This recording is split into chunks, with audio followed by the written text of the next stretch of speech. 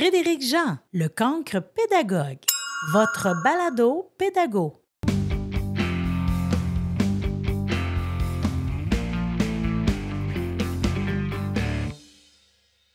Alexa Love-Tremblay, dis-moi qu'est-ce qu'il y a d'extraordinaire aujourd'hui, je t'écoute.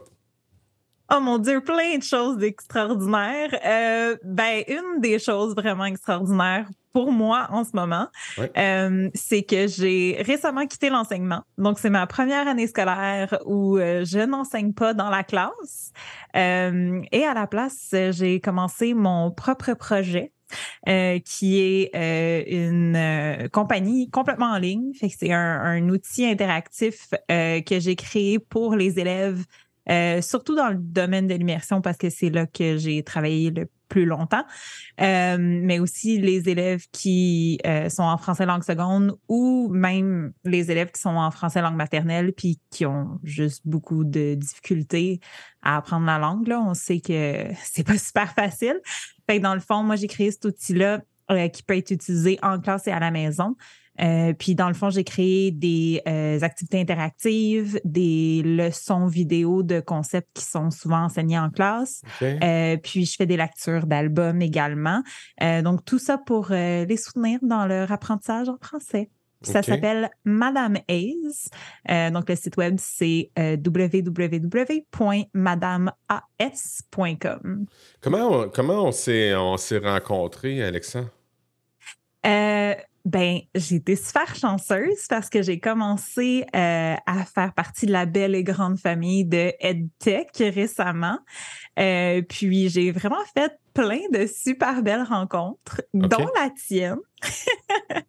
Donc, tu cherchais des personnes pour venir parler de leur parcours sur ton podcast. Puis je me suis dit, j'ai peut-être quelque chose à offrir ici. Là, on a peut-être une belle conversation qu'on peut avoir. On va t'écouter, c'est certain. On va t'écouter, c'est certain, parce que j'essaie de réfléchir. C'est-tu la première fois que je parle? J'ai parlé avec un gars qui s'appelle le prof Nomade, qui est parti. Oui. Mon ami M. Giasson. Puis, dans le fond, lui, il est rendu un suppléant volant. Fait que je sais pas c'est quoi juste un suppléant volant, parce qu'il m'a écrit aujourd'hui pour me dire ça. Puis, c'est comme la sœur volante. Fait qu'on est parti à rire. Il dit un peu oui. C'est vrai, hein? Ouais. Fait qu'il est retourné, lui.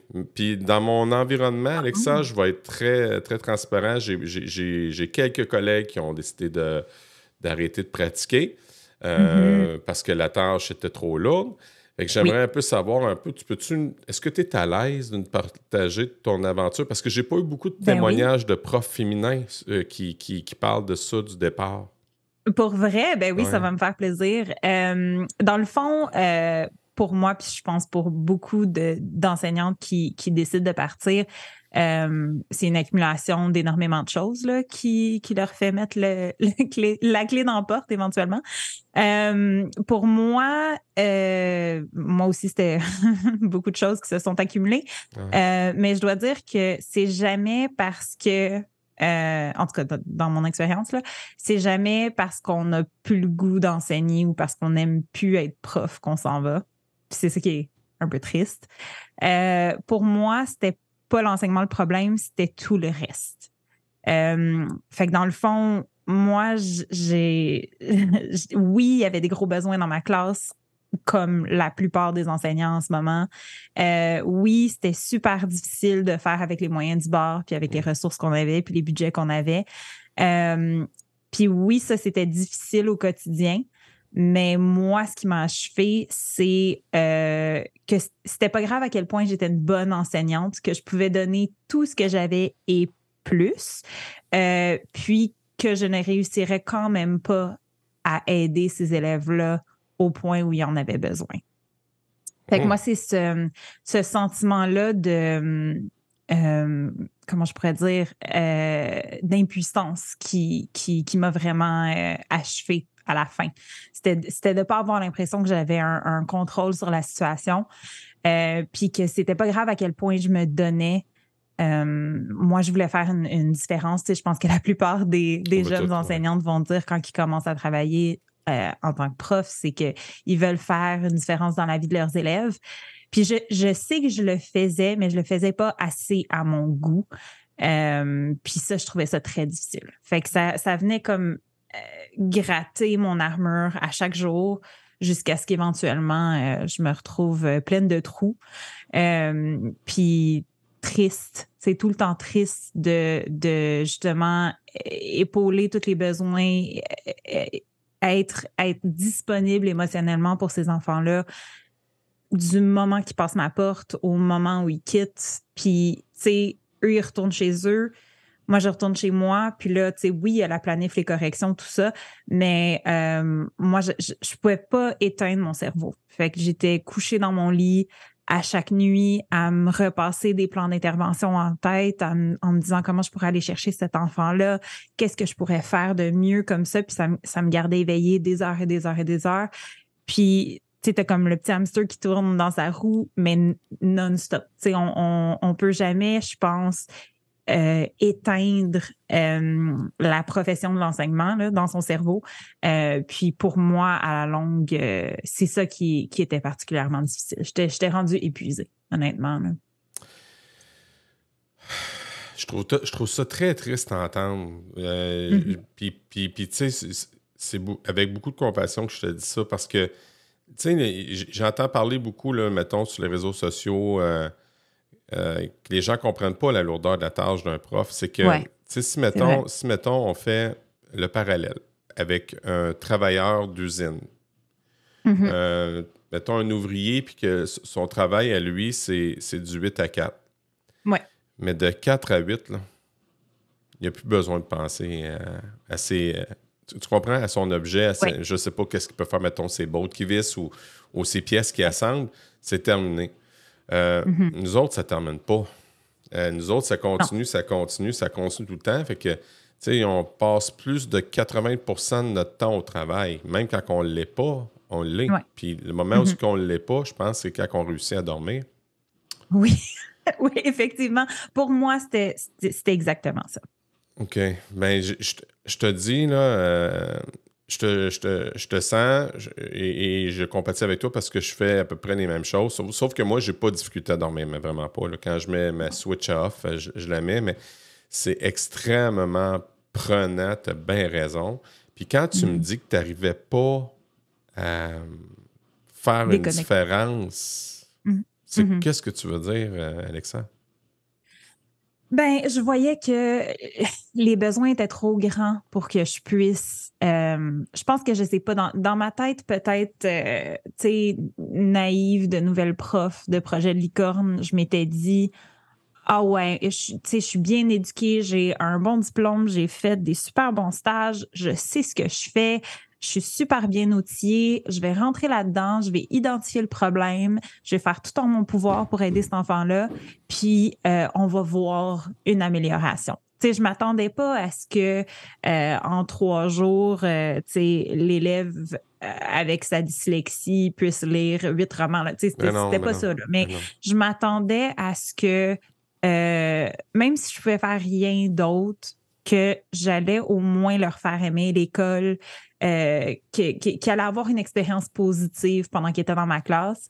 Puis, je réussissais à le faire, mais pas assez à mon goût. Puis, j'avais tout le temps l'impression que je courais après le temps, que je courais après...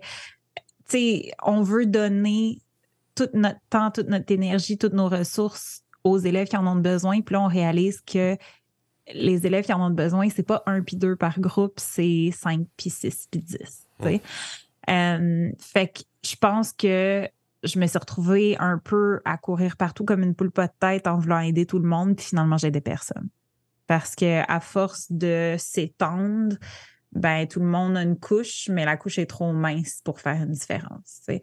Puis on arrivait à la fin de l'année, en clignant des yeux, j'avais l'impression, puis là, je savais que je passais l'enfant au prochain prof, puis que c'était presque tout à recommencer, au mois de septembre. Parce que j'avais l'impression que les pas que j'avais pris, ben, on ne peut pas contrôler qu'est-ce qui va se passer l'année prochaine, comment l'enfant va se sentir, le prof, c'est quoi son approche, est-ce que ça va bien fonctionner?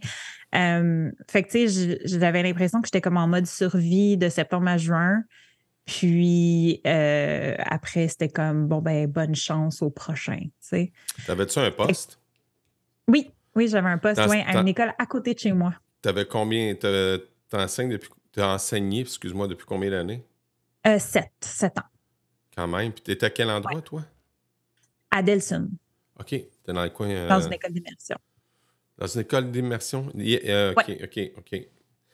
Oui. Oh. Puis t'as pas eu l'impression d'avoir fait la différence?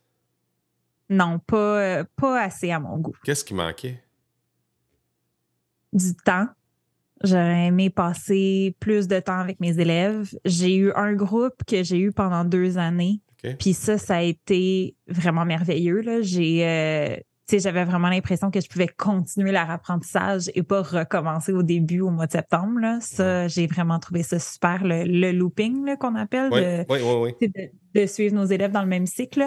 Ça, j'ai trouvé ça vraiment extraordinaire. Je trouve que ça se fait pas assez, honnêtement. Puis, je comprends que logistiquement, c'est pas toujours possible, mais j'ai été super contente de pouvoir faire ça parce que, j'ai l'impression avec les bulletins qu'on a, on court après les évaluations un petit peu, puis on passe pas assez de temps à enseigner puis à vraiment travailler les apprentissages.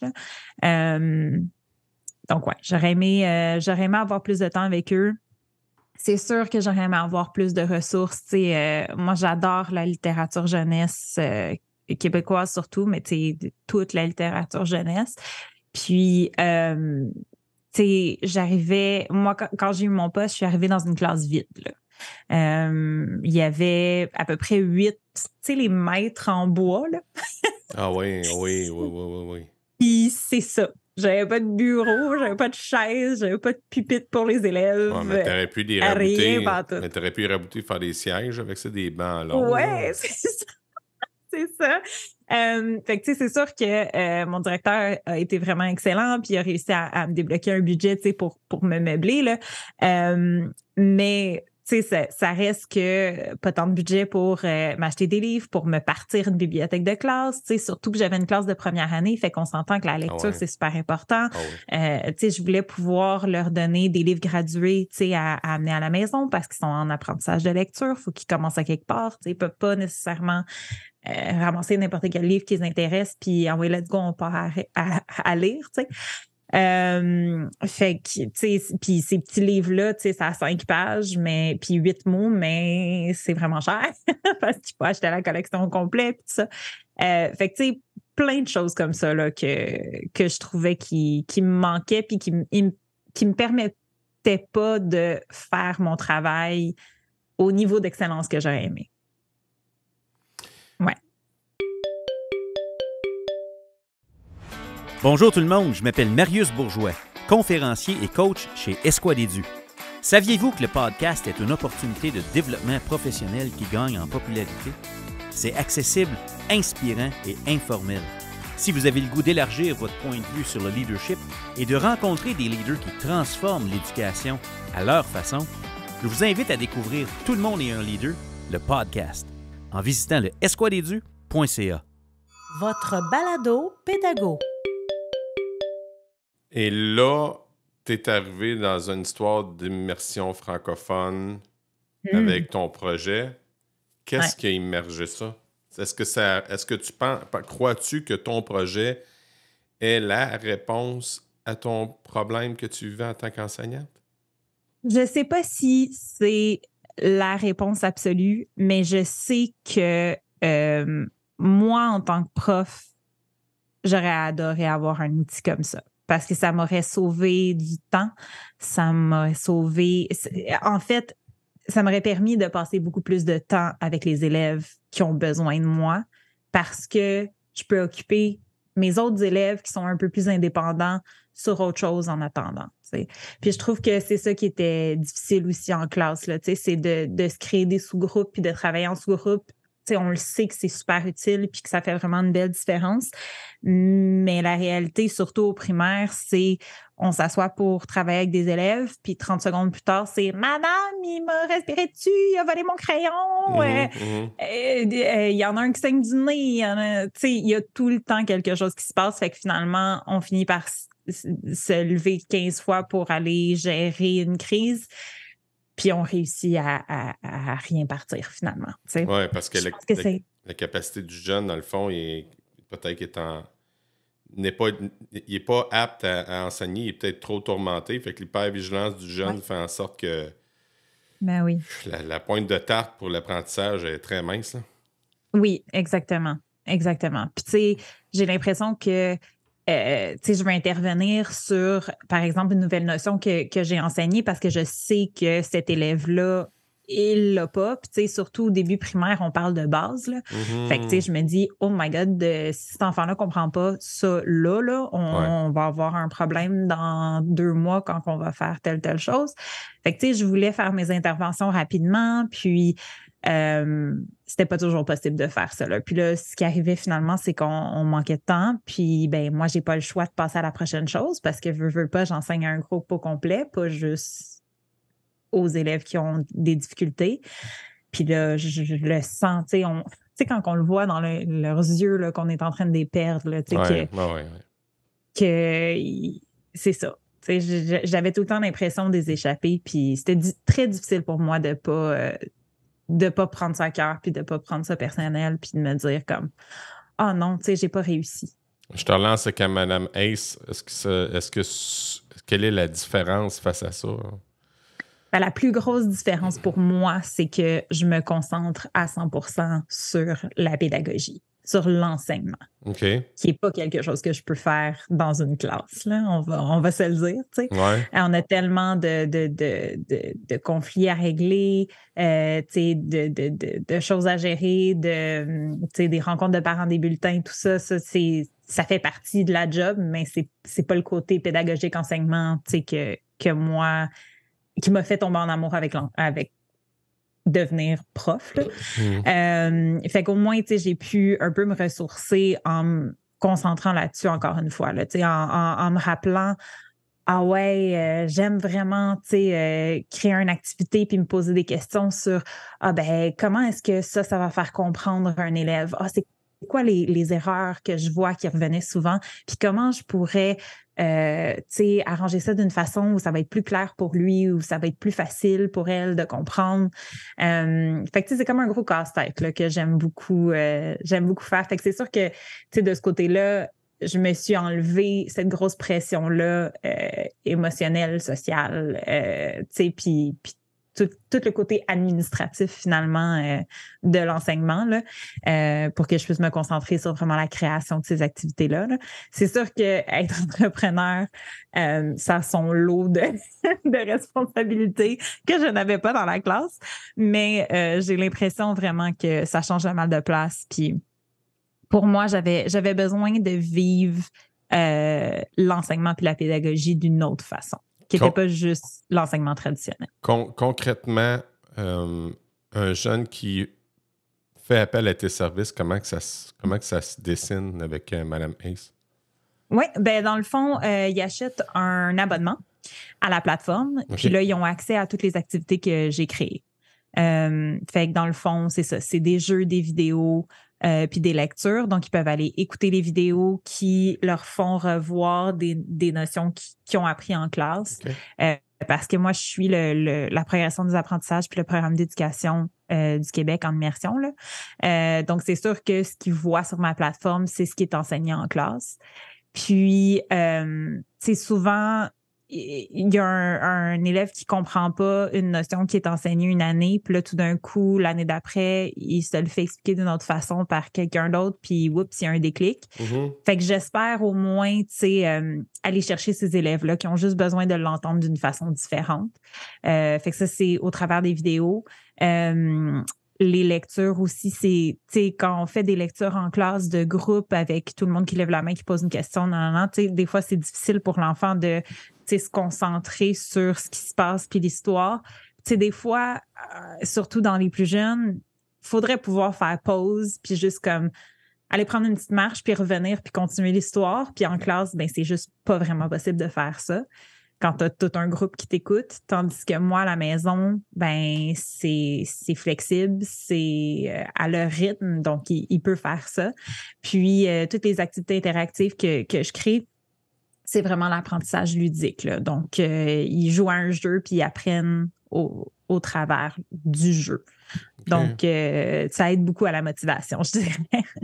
Mais c'est comme un abonnement, comme si tu t'abonnerais à un Spotify ou un... Oui, exactement. Sauf que tu t'abonnes puis tu as accès aux activités 4 mois. Puis en 4 mois, d'habitude, tu as en masse de temps de les faire, de les refaire. Là. Si tu veux, c'est comme une centaine d'activités par année que j'ai créées. Tu as créé ça fait des années ou tu viens de partir de cette chose-là? Non, ça fait 1 an que j'ai commencé à créer ça. Parallèle avec le fait que tu enseignes, fait que tu avais déjà préparé ton départ, ça fait déjà 1 an.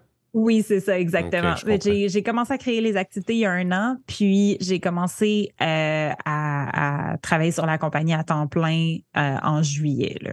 Donc, c'est ça. Tranquillement, pas vite, ça avance. As-tu un peu d'aide de ton chum?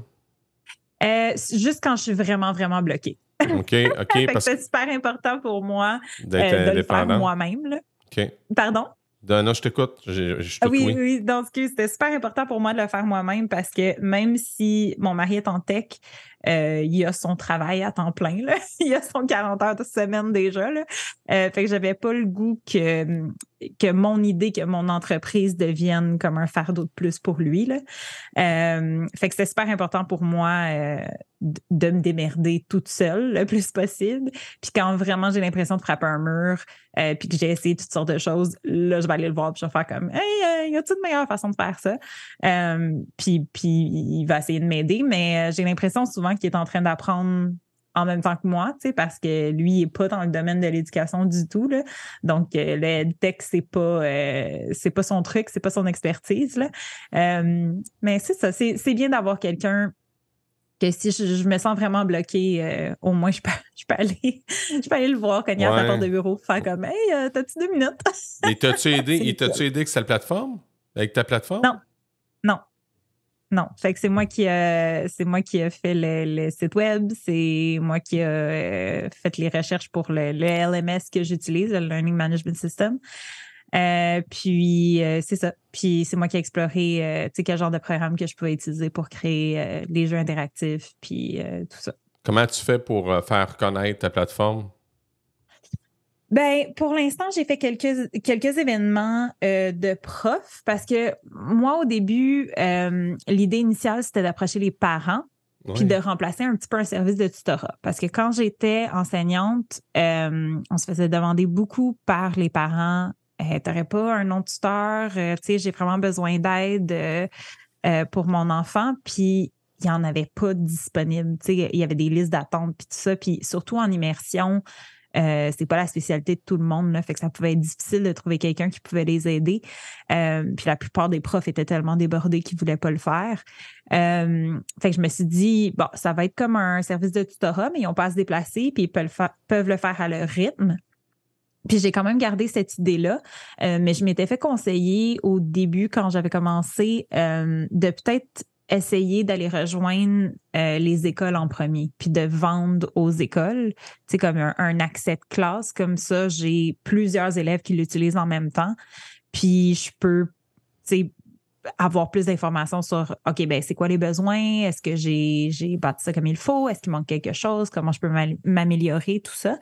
Puis aussi, c'est sûr que vendre 40 inscriptions d'un coup versus 1, tu sais, c'est bon pour une nouvelle entreprise, là. Donc, j'ai fait ça en premier. Donc, j'ai vraiment essayé de rejoindre les écoles en premier. Puis, c'est super difficile. Vraiment. J'ai l'impression que t'es pas surpris que je te dise ça. Pas du tout. C'est bizarre parce que moi, j'étais à l'intérieur du système, puis je sais que le besoin était là, tu sais, je le voyais à tous les jours, là, puis tu sais, le monde qui dit « Oh mon Dieu, on n'a aucune ressource en immersion, il y a personne qui peut investir d'argent là-dedans, blablabla. » Puis, tu sais, j'étais quand même assez au courant des budgets à l'école parce que mon directeur était vraiment très transparent, puis tu sais, il nous expliquait quand même, tu sais, quand on posait des questions, il était prêt à nous répondre, là. Fait que tu sais, je savais qu'il y avait de l'argent, mais essayer de dépenser cet argent-là, c'est toute une procédure. C'est une drôle, pour être tout à fait transparent, parce que je te repose cette question-là, parce qu'on s'en était parlé en pré-entrevue quand on s'est parlé au téléphone. Et c'est à chaque fois que je parle avec des personnes qui œuvrent dans l'entrepreneuriat, dans les édupreneurs, je peux appeler ça de même, ils me disent tous que c'est bien difficile aller chercher des contrats dans les centres de services scolaires. Comment ça que c'est difficile à ce point-là? Tu sais, on arrive avec vous arrivez avec vos idées, puis toi, tu es dans le milieu en plus, puis ce que je comprends, c'est que tu as comme fait une espèce d'étude de marché, puis tu as dit, oh, OK, il y a de quoi là. Mais c'est juste que là, il faut que tu traverses la première ligne, fait que tu as de la misère à traverser la première ligne, c'est ça? Oui, vraiment, vraiment, c'est exactement ça. Puis, tu sais, il y a le fait que le processus est très long. Puis, je comprends que c'est compliqué quand tu vends un service ou un produit qui est utilisé par un groupe de personnes puis payé par un autre. Tu sais, comme par exemple, moi, mon accès de classe est utilisé par le prof et les élèves, mais c'est pas eux qui payent pour, c'est le directeur ou la commission scolaire qui gère les budgets, tu sais. Mais, tu sais, on dit souvent la main droite parle pas à la main gauche, là. Aïe, aïe, aïe. On le voit vraiment dans le système d'éducation. Il y a encore des... on sait que ça existe, là, mais c'est un autre exemple éloquent des silos dans notre milieu, là. Oui, absolument. Puis, tu sais, puis je pense pas... Puis je dis pas ça avec amertume, agressivité. Je dis ça, c'est une simple constatation parce que dans le système, ces gens-là sont willing aussi à enlever les silos. J'ai eu des discussions super intéressantes avec du monde du ministère, puis sont ouverts à ça, mais ça va pas assez vite. Absolument. C'est un comme ils appelaient les Anglais, un packet boat, là, c'est un paquebot. Là, écoute, c'est vraiment ça. C'est une grosse machine à faire bouger. Ben, c'est normal parce que plus que tu as de personnes dans le bateau, plus... Puis il y a beaucoup de capitaines dans ce bateau-là.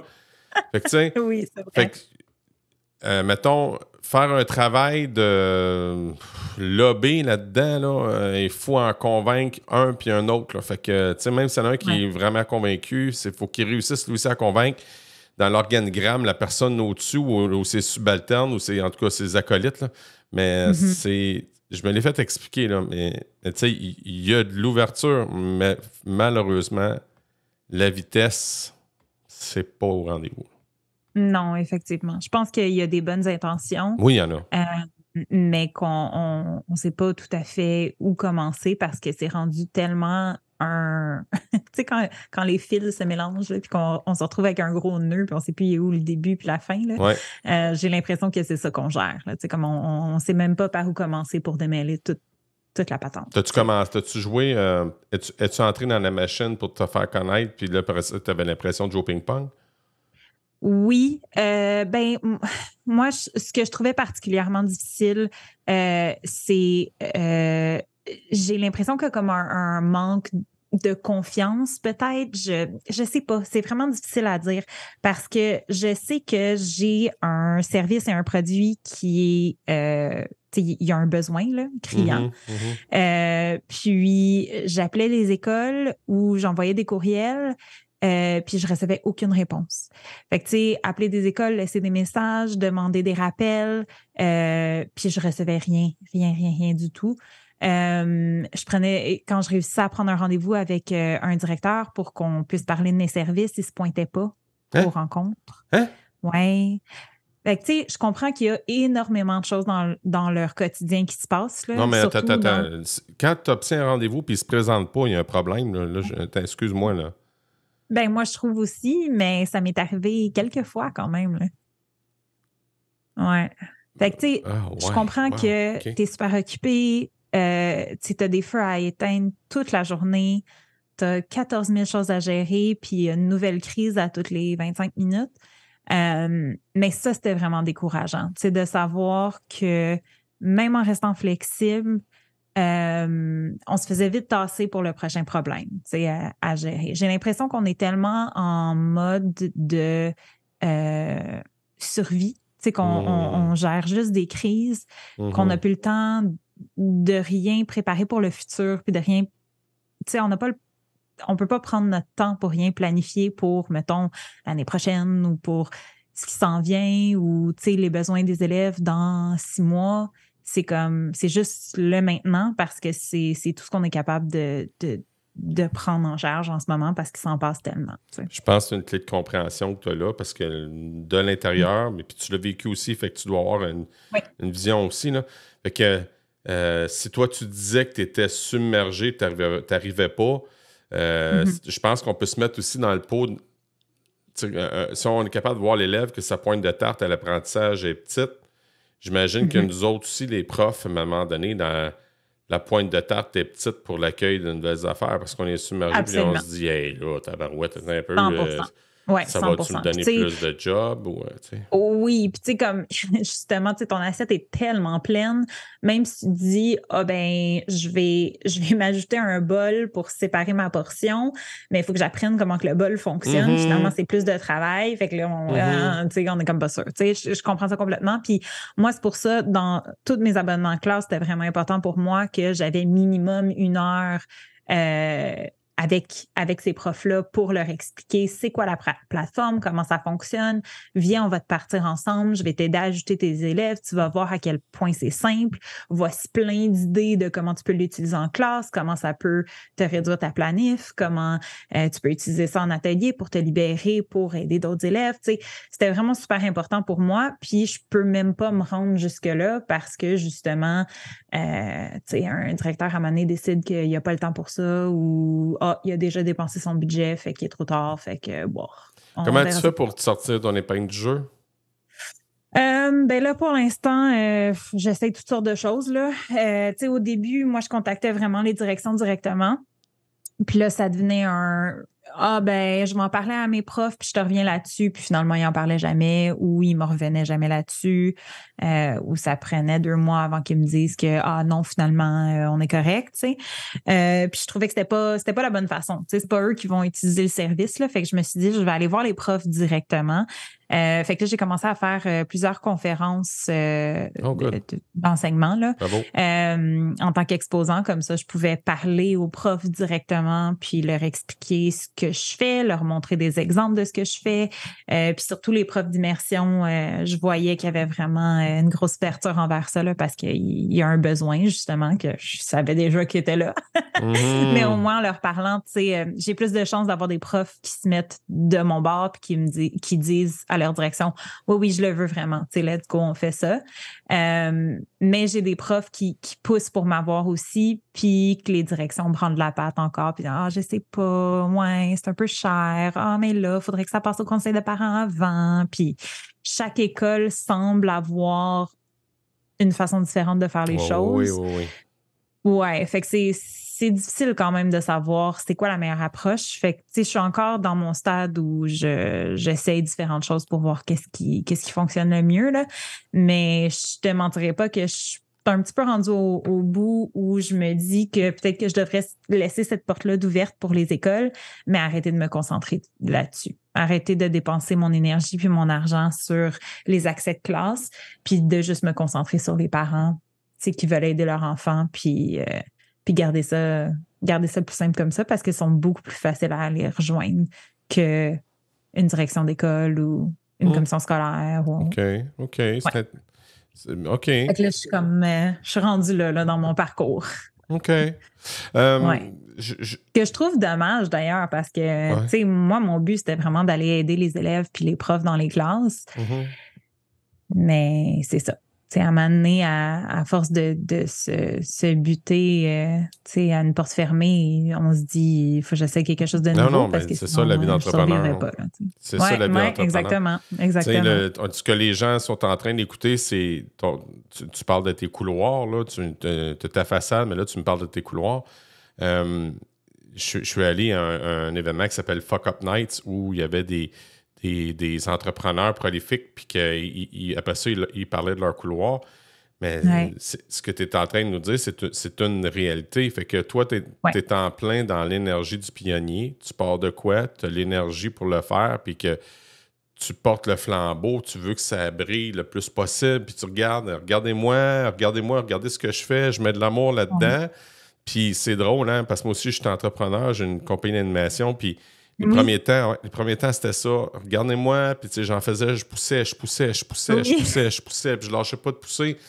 Puis à un moment donné, première année, j'ai eu 4 contrats. Wow! J'ai eu 4 contrats, mais j'ai rushé pour les 4 contrats. Oui. Là, je me suis ramassé, j'ai quasiment me donné ma chemise pour avoir mon premier contrat. Puis quand j'ai fait le party, j'ai tellement donné, le monde, il capotait. C'est comme ça que j'ai réussi à le faire. Fait que le plus dur, c'est le premier coup de pédale. Ouais. Puis le premier coup de pédale peut durer jusqu'à 5 ans, c'est ce qu'on me dit. Oui, effectivement. C'est ce que je suis en train d'apprendre aussi. Puis c'est ça. Je pense qu'il faut que je prenne mon mal en patience. Oui. Mais c'est pas les idées qui manquent. Puis ça me rassure beaucoup. J'imagine. Ouais. Mais tu sais, le simple fait de participer au podcast, ça va peut-être sonner des cloches dans ma communauté. Ah oui. Oui. Je me le souhaite. Parce qu'on va se le dire, là, l'avenir est, même si on enseigne au primaire ou au secondaire, il y a encore beaucoup de place pour le web. Beaucoup de place. On n'est pas encore rendu là. Si on regarde, mettons, nos voisins du Sud, là, sont beaucoup plus avancés que nous autres pour le web. Puis, je suis bien d'accord. Ici, on est en retard. Je vais dire 5 ans, mais je ne serais même pas surpris de te dire plus. Parce que, tu sais, je me suis informé à un moment donné, moi, j'ai un pendant en anglais qui s'appelait The Dork Teacher que j'ai abandonné faute de temps parce que je suis enseignant dans la vie tous les jours, mais je vais péter aux frettes. Mais j'entendais parler de plus en plus. Je commençais à discuter avec du monde, des Américains, puis ils parlaient de ça beaucoup. Il y a beaucoup de plateformes au privé. Il y en a beaucoup. Oui. Joignez-vous au 42e colloque de la COPS les 26, 27 et 28 mars prochains pour une expérience éducative exceptionnelle. Compétences transversales et programmation, un atout favorable en éducation. Découvrez l'art de fusionner les compétences transversales avec le monde de la programmation, guidé par Karine Fournier et Frédéric Jean. Une conférence captivante qui promet d'insuffler une nouvelle énergie dans l'éducation. Explorez les synergies entre les compétences transversales et la programmation pour créer un environnement éducatif stimulant et propice à la croissance. Que vous soyez éducateur, administrateur scolaire ou simplement passionné d'éducation, cette conférence vous offre une opportunité unique de repenser l'apprentissage et de cultiver des compétences essentielles pour l'avenir. Réservez votre place et soyez prêts à transformer votre approche éducative. Pour de plus amples informations, visitez le acops.qc.ca. Mais au Québec, tu as décidé de rejoindre le réseau EdTech. Est-ce que c'était quoi ton objectif? C'était de savoir, est-ce qu'il y a quelqu'un d'autre qui est dans le même bateau que moi qui rencontre ces mêmes problèmes-là? Oui. T'en as-tu trouvé? Hein? T'en as-tu trouvé? Oui, j'en ai c'est trouvé. Ça. C'est ça, pour ça que je t'ai dit oui. Oui, OK. Je pensais que tu m'entendais plus ou de quoi, que c'est là, pensais de quoi. Oui, vraiment. Puis, avant de rejoindre EdTech, je me sentais vraiment tout seul dans mon bateau en plein milieu de l'océan, là. Parce que, tu sais, travailler de la maison, c'est déjà un peu isolant. Puis, le service que j'offrais, de ce que je pouvais voir, ce que je fais exactement, il n'en existe pas tant d'autres, surtout au Québec, surtout en immersion. Oui, c'est vrai, c'est assez niché, là. Oui, fait que d'un côté, c'était super bon pour moi parce que je suis là avec ma nouveauté. Là. Mais d'un autre côté, j'étais comme oh boy, comme est-ce que je suis en train de faire les bonnes choses? Est-ce qu'il y a une meilleure façon de faire ça? Puis j'avais pas l'impression que je pouvais aller voir quelqu'un qui comprenait ma réalité parce que la plupart des entrepreneurs font affaire avec le privé. Puis, tu sais, il faut vraiment trouver quelqu'un qui travaille dans une technologie éducative pour les enfants, qui essaie de vendre aux écoles primaires du service public. Tu sais, on commence à devenir très niche, là. Fait que, tu sais, j'ai l'impression que les autres entrepreneurs que je rencontrais, tu sais, ils étaient super fins puis ils voulaient m'aider, mais je pense qu'il y avait une déconnexion à ce niveau-là parce qu'ils ne comprenaient pas la réalité de justement, tu sais, t'appelles, puis il n'y a personne qui te répond, puis tu prends des rencontres, puis personne ne se pointe, puis tu le sais qu'il y a un énorme besoin, mais il n'y a pas d'argent, puis c'est pas tout le monde qui rencontre ce mur-là. Là. Fait que je me sentais vraiment toute seule. Puis après, j'ai été invitée par Julie. Je suis pas sûre de son titre Julie exact. Pigeon, c'est comme elle a DG, si tu veux, là. DG, c'est ça, Ouais, de EdTech. Ouais. Puis tout de suite, dans ma première rencontre avec elle, j'ai fait comme « Ah ouais, je viens de trouver ma place, là. Ça, c'est mon monde. » Tu sais, elle comprenait comme tous mes enjeux. Elle est très énergique, Julie, là. Oui, Oh, vraiment. Oui, mais tu vas voir, elle est partout, là. Elle est partout, Oui. partout, là. Puis elle était vraiment intéressée par ce que je faisais. Puis, tu sais, elle était super enthousiaste à l'idée de m'ouvrir sur le monde de EdTech Québec, tu sais. Fait que toutes les compagnies que je connaissais pas, tu sais, étaient comme fières de me les présenter. Puis j'étais comme, ah ouais, moi, j'ai besoin de quelqu'un comme ça dans mon coin, là. Je comprends. Mais moi, je suis aussi membre, là. On est quasiment été membres en même temps, mais j'ai pas encore... Je veux dire, je connais du monde d'EdTech, là, à cause que grâce à la COPS, là. Mais j'ai pas fait aucun événement d'EdTech. Pas parce que je veux pas, c'est parce qu'il y a souvent des événements qui sont 2 jours, puis moi, ben, faut pas me faire remplacer ben avec la pénurie. Là. Le fait que tu sois parti, là, ça m'a mis encore plus dans le trouble. Là. Fait que tu comprends ce que je veux dire? Non, c'est pas de ta faute. Non, je fais juste expliquer la réalité parce que l'exode n'aide en rien. Tu sais, je suis pas en train de lancer des tomates. C'est que là, l'exode aide en rien la situation. Au contraire, elle l'empire. Puis c'est très malheureux parce que notre espèce de je peux dire notre filet de sécurité, si on vient malade ou si on nous arrive des pépins puis il faut se faire remplacer, mais là, quand on a un, c'est comme si on avait gagné à la loterie. Là. Oui, effectivement. Ouais. Puis d'habitude, quand on trouve quelqu'un qui est disponible et compétent, c'est pas long que ces personnes-là se font offrir un contrat pas longtemps après parce qu'on a besoin de personnes disponibles et compétentes.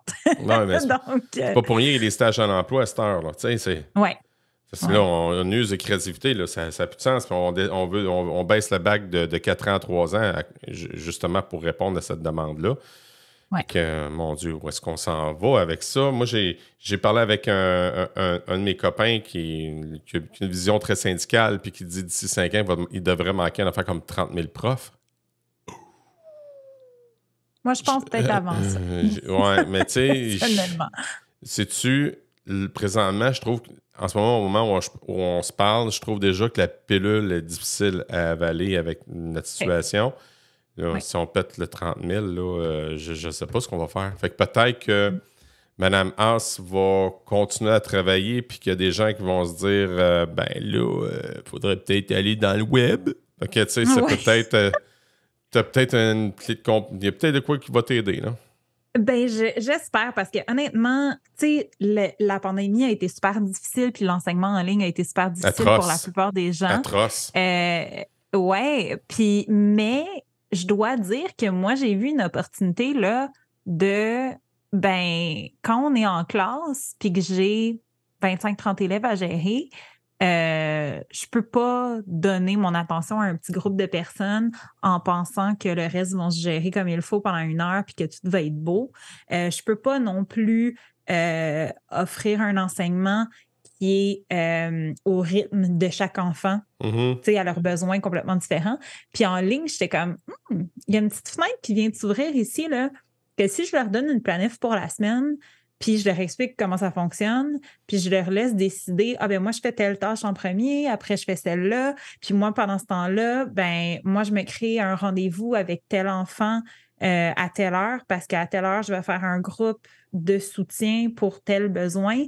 Tu sais, ça, c'est quelque chose qui est extrêmement difficile à faire à l'école, là, en classe, avec les crises à gérer, puis les problèmes qui surviennent tout le temps. Mais quand chaque enfant est à la maison, dans son propre environnement où la plupart du temps, il se sent le mieux et le plus concentré, on s'entend, là. C'est sûr, ça dépend, là. Tu sais, quand tu as 12 personnes qui courent en arrière, c'est moins idéal. Mais on s'entend qu'en classe, il y a 20 autres enfants qui courent autour de toi, tu sais. Fait que c'est quand même, la plupart du temps, plus calme et plus plus focus, puis tu peux plus te lever, prendre des petites pauses quand on a besoin, tu sais, des choses qui sont pas toujours faciles à faire à l'école. Fait que moi, j'ai comme vu cette opportunité-là, puis j'ai fait comme, mais il semble qu'il y a façon d'exploiter ça, là. Fait que, tu sais, oui, on est dans une situation difficile pour tout le monde, qui est complètement nouvelle, mais j'étais comme, il y a peut-être façon d'aller chercher ça, puis de le faire fonctionner en notre faveur. Tu sais. On dirait fait que moi, c'est vraiment là que l'idée est partie. Là. Mais on dirait qu'il y a une espèce de...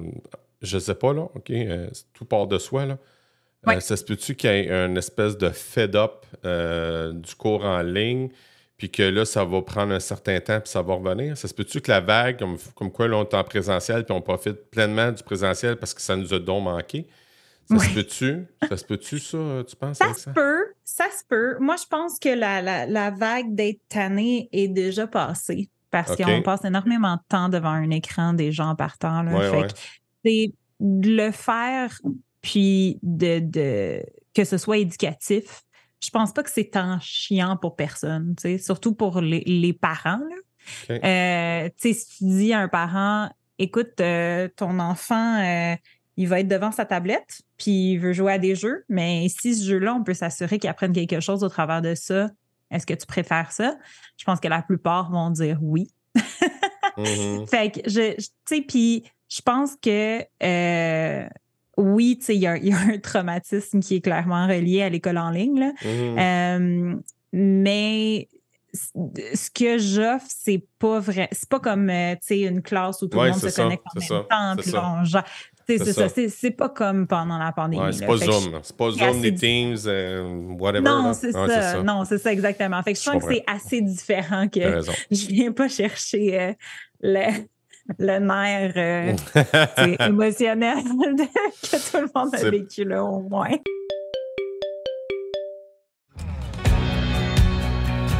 Vous vous intéressez à la pédagogie et à l'intégration du numérique en éducation, le balado Intention pédago numérique, c'est pour vous. Mes collaborateurs Mira Vernier, Marie-Hélène Demers, Mathieu Mercier et moi-même vous donnons rendez-vous à chaque épisode pour des conversations riches à propos de pédagogie et d'intégration du numérique en éducation. Les enregistrements se font en direct sur le web et sont par la suite disponibles sur votre plateforme de balado préférée. Intention pédago numérique, c'est un rendez-vous. Votre balado pédago. Hey, on est déjà rendu à la dernière portion du balado, Alexa. Ça va tellement vite, là. On est déjà... Ça passe tellement vite, j'aime ça. Ça va vite. Ça va peut-être même te donner l'aval pour continuer à vouloir faire des podcasts. J'espère. Ouais. Que oui. Fait comment que ça... là, je sais, on s'était parlé, tu avais dit, j'aimerais ça faire des podcasts. Oui. Comment tu l'appellerais, ton podcast? Je l'appellerais l'été off. Parce que il y a aucun prof qui, quand ils ont commencé leur carrière ou même pendant leur carrière, qui se sont pas fait dire « Ah ouais, mais de toute façon, être prof, c'est facile. Là. Vous faites ça pour avoir l'été off. » Moi, je l'ai entendu vraiment souvent. Fait que je trouvais ça drôle comme nom. Ouais, c'est original. Je pense que ça va réussir à aller chercher le monde, je suis d'accord. Ah, boy, mais tu t'ouvres à... Hey, boy, tu sais que c'est dangereux, là. Tu t'ouvres à d'autres affaires. Oui. Ouais, OK, c'est bon. Je vais te poser ma première question. Pour toi, Alexa, l'éducation, c'est? C'est l'épanouissement. OK. Pour tout le monde. C'est-à-dire? C'est la chance de t'épanouir en tant qu'élève, tu sais, à apprendre des nouvelles choses, à grandir tes connaissances, tes apprentissages, tes passions. Okay. C'est là vraiment que tu découvres toutes sortes de choses puis que tu deviens ta propre personne. Puis pour les profs, ben tu peux c'est l'épanouissement professionnel où toi aussi tu es encore en train d'apprendre, tu es en train de partager ton savoir, tu es en train de laisser une partie de toi-même dans la vie de ces élèves-là. Fait que pour moi, c'est ça l'éducation. OK. Ton plus grand succès, c'est quoi, Alexa? Ouf, c'est tellement une bonne question, ça. Wow, mon plus grand succès. En ce moment, je te dirais que c'est d'avoir réalisé que même si j'aimais énormément être enseignante, que c'est c'était le temps pour moi de passer à autre chose, puis de faire autre chose. Puis de réaliser ça, puis de prendre le saut, ça n'a pas été facile. Puis, tu sais, ça ne l'est pas encore, mais je pense que c'est important pour moi de réaliser que je n'aurais pas été heureuse et épanouie si j'avais continué si j'étais restée en classe enseignante titulaire. J'ai l'impression que j'aurais pas été heureuse. J'aurais pas pu continuer comme ça jusqu'à l'âge de la retraite, là, sans devenir aigrie en tant que personne, puis sans perdre une partie de moi-même, là. Ton plus grand apprentissage, c'est quoi? Mon plus grand apprentissage,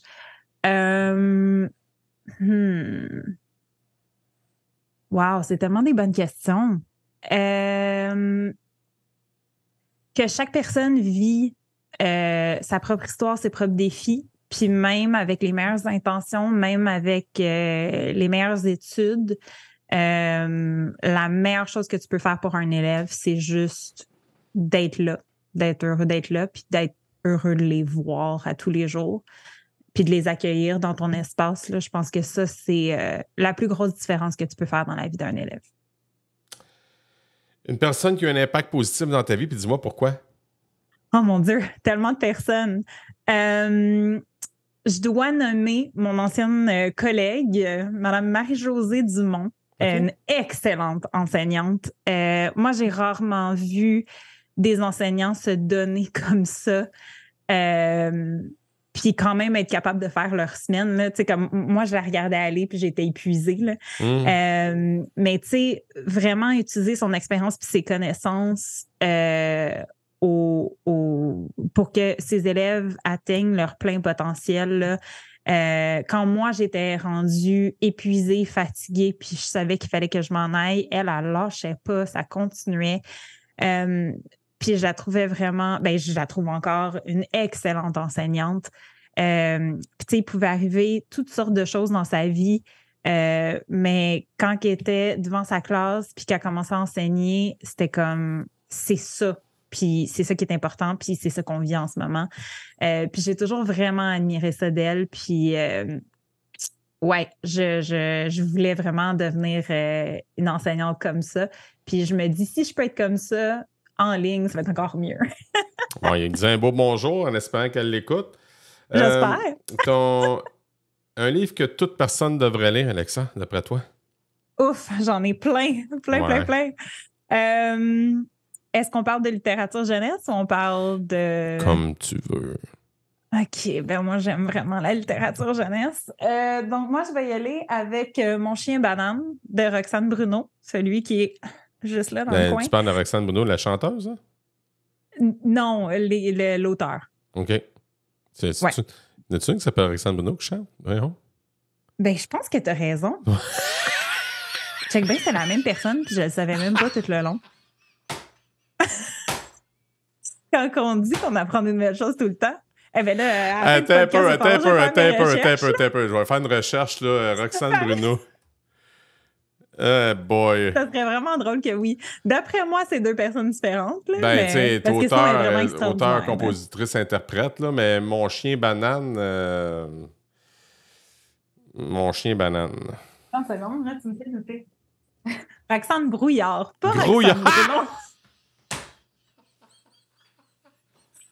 Comme ça commence par un BR, c'est ça, c'est certain. On vient de faire une pub à Roxane Bruno. Beaucoup d'erreurs, hein? Ah ben oui, on vient de faire une pub à Roxane Bruno. Tiens, gratuit, prends-la. Prends-la, Roxane Bruno. C'est bon? Ouais, allez la voir sur roxanebruno.com.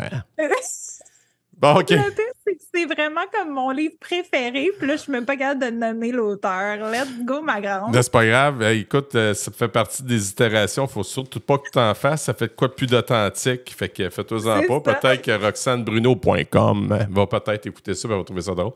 Mais c'est qui Roxane? Moi, j'espère qu'un jour, Roxane Bruno va comme chanter l'histoire de mon chien banane. Écoute, ton chien banane. Bon, va donc chercher. Montre-moi donc ce livre-là, que voir que ça a l'air. Là. Ton chien banane par... Roxane, pas Bruno. Donc, de Roxane Brouillard. Brouillard. Un super bel album qui est vraiment drôle. à propos d'un petit garçon qui traîne une banane sur une laisse puis qui convainc tout le monde que c'est son chien, vraiment, pour vrai. Puis personne ne le croit, tout le monde rit un peu de lui puis tout ça. Puis je vais pas vendre le punch de la fin, là. Mais j'aime vraiment que les expressions des personnages sont excellentes. Mais j'aime le côté de on laisse libre à notre imagination, puis même s'il y a personne à notre côté, ben on continue, c'est pas grave, vis ta vie, vis ta vérité, puis ça va bien aller. C'est Donc, bon. moi, des petits albums drôles comme ça, là, je pourrais en lire. Bon, tu vois, fait que l'itération que tu as faite, c'est en plein, moi, comme ton chien banane. C'est pas grave. C'est ça, exactement. Tu vois? Fait que t'as suivi ton livre. Quand tu étais à l'école, c'était quoi ta matière préférée, Alexa? L'anglais. Ah oui? Ouais. Donc, moi, j'ai grandi dans une maison bilingue. Puis, dans le fond, moi, j'étais une élève d'immersion. C'est une des raisons pourquoi je suis retournée vers ça. Okay. Puis, connaître 2 langues dans ma vie, ça m'a toujours vraiment, vraiment servi. Puis, j'ai toujours je suis capable de parler. J'ai toujours été intéressée par la littérature. Puis, ouais, je sais pas, l'anglais, ça venait vraiment facilement. Puis, j'aimais comment, tu sais, 2 langues, tu pouvais lire entre les lignes de façon différente. Tu pouvais, dire la même chose de 2 façons complètement différentes ou justement dire la même chose, mais ça veut pas dire la même chose. Ouais. Ça m'a toujours vraiment impressionné. Fait que ouais, j'aimais beaucoup l'anglais. Ma dernière question, j'aimerais ça savoir, Alexa, toi, quand tu étais à l'école, à la petite école, est-ce qu'on t'a déjà considéré, ou tu t'es déjà considéré comme une élève cancre, c'est-à-dire une élève paresseuse ou une mauvaise élève, ou encore une aigle, ça veut dire une personne brillante et intelligente? Ben oui, ben moi j'adorais l'école là, fait que tu sais je me donnais quand même pas mal à l'école. Les maths c'était jamais mon truc, fait que ça tu sais quand j'étais en cours de maths, je tombais dans la lune là, puis là tu sais j'avais rien compris du dernier 30 minutes, puis là je devenais comme oh non, qu'est-ce que je fais, tu sais. Fait que de ce côté-là, oui, absolument. Absolument, j'étais paresseuse, j'étais élève cancre, puis je me suis fait dire ça beaucoup durant ma vie aussi là que j'étais paresseuse, puis que si ça venait pas facilement, que je voulais pas le faire ou que je terminais pas mes projets, tout ça. Puis c'est en devenant enseignante puis en voyant énormément d'élèves avec des troubles d'apprentissage que je me suis dit peut-être que c'était pas ça finalement. Oh. Peut-être qu'il y a d'autres choses qui se passent ici. Oh. Fait que je pense que c'est bon aussi que tu peux continuer à questionner ta façon d'être puis ta façon d'apprendre en tant qu'adulte en voyant les enfants d'aujourd'hui aller. Oui, je comprends. Hey, Alexa, merci beaucoup pour ton moment. On a pratiquement défoncé l'heure ensemble. Puis, wow, ça a passé vite. Je suis contente. Oui, moi aussi. Malgré ma fatigue évidente, je suis désolé, j'ai une grosse journée aujourd'hui. Mais non, je te comprends. Mais je veux juste te dire que de ne pas lâcher. Tu sais, puis je comprends ton travail de ce que tu fais là, en tant qu'entrepreneur. Puis tu vas voir, quand tu vas commencer à avoir des bâtons dans les roues, ça c'est un avocat qui m'a dit ça, là, parce que j'ai eu eu des problèmes avec certaines personnes, puis j'ai eu besoin d'un recours d'un avocat. Mais si tu as des bâtons dans les roues, c'est parce que tu fais un bon travail. C'est ça qu'il m'a dit. Ah, ben je dois faire un excellent travail. Bon. Mais merci, ça me fait du bien d'apprendre ça, puis ça m'a fait du bien de te parler aussi, d'échanger comme ça avec quelqu'un qui comprend, là. Ça fait toujours du bien. Fait que merci beaucoup.